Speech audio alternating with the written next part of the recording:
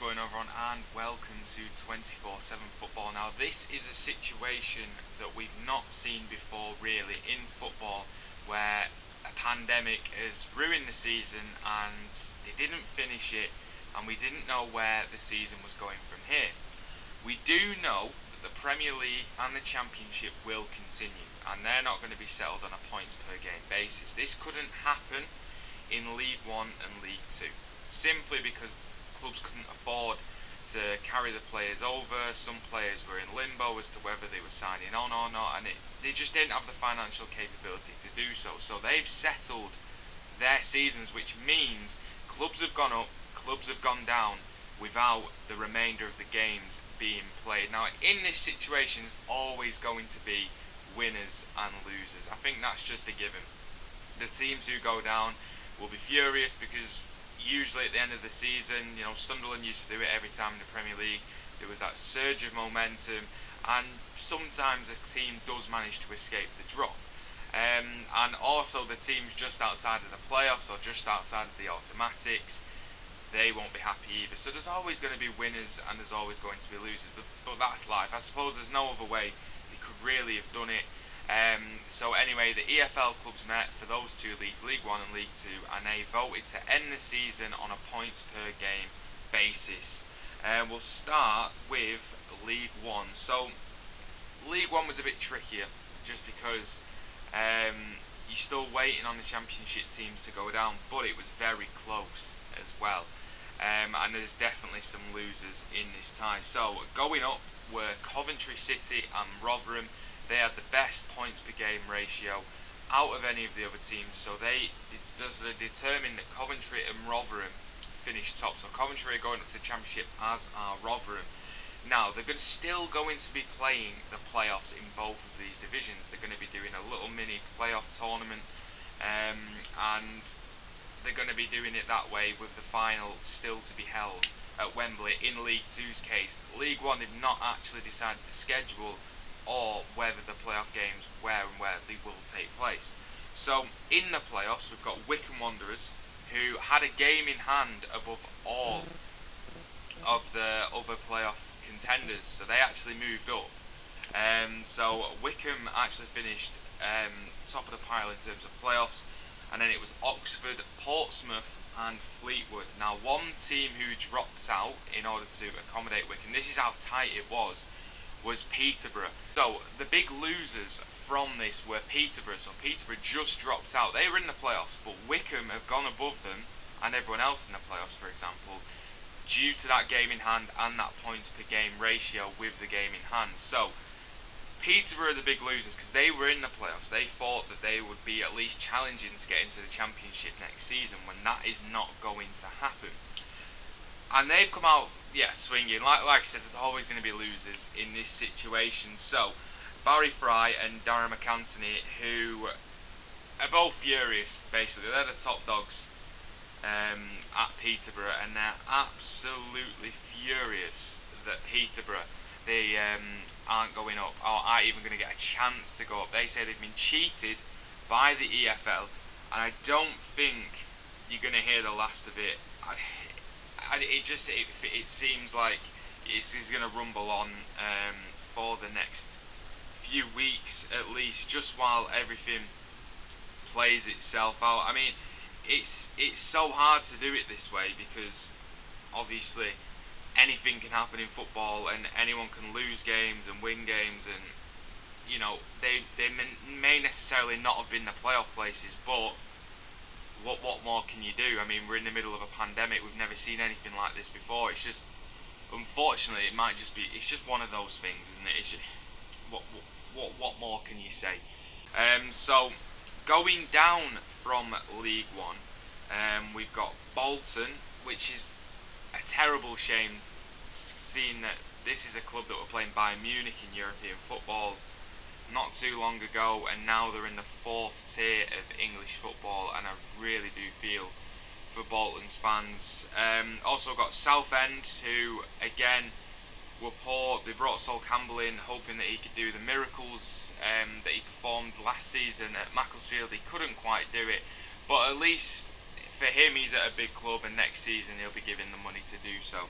and Tranmere Rovers as well. Now Tranmere Rovers is a sad one because they spent good money in January. They were on a good run of form, and I think I would have backed them to have got out of that relegation scrap. Unfortunately, like I said, there's winners and losers, and they drew the short straw. I suppose it's maybe not fair that it has to be this way, but if you're going to have promotion, you've got to have relegation, and Tranmere pay the price for that. But I thought they would have got out of it. But it's just one of those things, and it just is what it is, and I can feel their frustrations. Moving on to League Two. So League Two was again incredibly close towards the top end of the table. So going up as champions, Swindon probably necessarily deserved. They played some great football last season. You know, Owen Doyle was banging him in for fun. Richie Wellens gets his promotion with Swindon. Next up is Crewe, and Crewe is a really good one because no one gave Crewe really a chance of promotion this season, and certainly I didn't. I thought they were going to be battling relegation, and they really flipped it on its head. The recruitment was spot on, and they played fantastic football this season. So Crewe are going up to League One, as are Plymouth. Ryan Lowe coming in from Bury for this season, and he takes Plymouth up at the first time of asking. That's 2 League Two promotions for him in 2 years, and Plymouth, a big club, so probably where they deserve to be, going up to League One. So you can't really argue with the automatics there. I think all 3 of those teams very deservingly going up. Playoffs, we've got Cheltenham, Exeter, Colchester and Northampton. It was really tight for the playoffs, but those teams scrape it on a points per game basis, and we know with League Two the final of the playoffs is definitely going to be played at Wembley, and we will go through the dates for the playoffs in just a moment. And finally, going down from League Two, there's only one place as Bury liquidated further towards the start of the season, so there's only one team going down, and that, as it stands, is Stevenage. Awful season for Stevenage. They've lacked any sort of quality to stay in League Two. However, they may still stay in because we've got the problem of Macclesfield. Now, Macclesfield have been deducted points this season. There's been various stories about failure to pay players' wages. They've failed to fulfil their fixtures because the players have refused to play. It's been a shambolic season, but somehow they still managed to win games, and they've still got that quality in the squad. For a team to carry on winning when they're not even getting paid, hats off to them. But they're subject to another investigation by the EFL, which could lead to a points deduction, which could mean that Macclesfield Town goes down. So we're still waiting on that, and that one will be picked up in the next few weeks. So Stevenage have still got a lifeline in terms of staving off the drop, and Macclesfield Town look like they are in trouble. Through no fault but their own in terms of the club's hierarchy. They've played some great football, but they're living on a model that's not sustainable, and they may pay the price for that. So it's not all done in League Two. And finally, we've got the playoff schedule for League Two as well. So like I mentioned, Cheltenham, Exeter, Colchester and Northampton making up those playoff spots. So it was announced that the League Two playoff semi-finals are to begin on Thursday the 18th of June, just 2 days before the Championship is set to resume.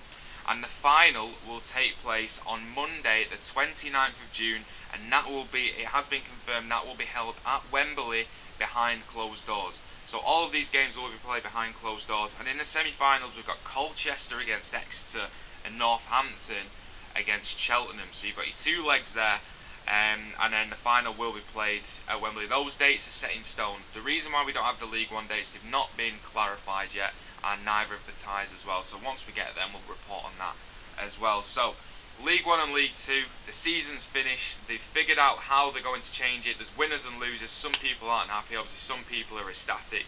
Some people very lucky to maybe possibly survive. So let me know how you thought the EFL handled this crisis, and how you think they handled the curtailing of League One and League Two, or whether you think they should have actually played football, which is what some clubs wanted to do.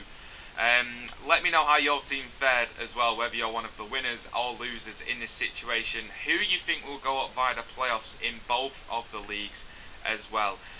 So that was just a brief update to bring you in terms of League 1 and League 2. I hope you all gained a little bit of insight from that, because it is very hard to understand, and I would not want to be, I've said this so many times, I would not want to be one of the people making a decision, because this has never happened before and it is incredibly difficult. So thank you to everyone who's watched the video today. Subscribe to 24/7 Football for all your footballing needs. Hopefully next year, when all this is done, we will have some great content to bring to you. So check out our website as well, 247football.com. All links will be in the description.